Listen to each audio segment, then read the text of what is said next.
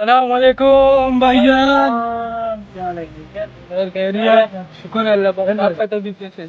अल्हम्दुलिल्लाह। और सुनो क्या चल रहा है? अल्हम्दुलिल्लाह। अली भाई आप नजर नहीं आ रहे हो।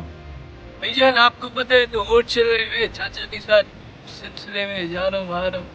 यार छोड़िए सियासत, लोगों को शाम का बदुआएं लग जाएंगे। भाईजान चाचा के साथ इसलिए घूम रहा हूँ शायद कुछ हो जाए।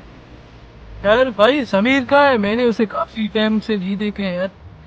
समीर गया था इंटरव्यू देने के लिए, उसके जॉब के लिए।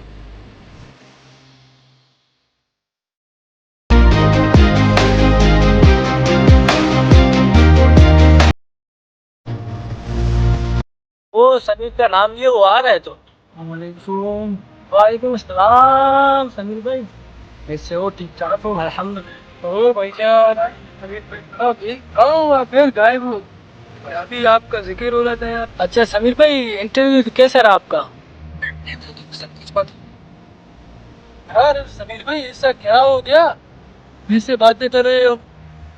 इंटरव्यू में सब कुछ सही गया था।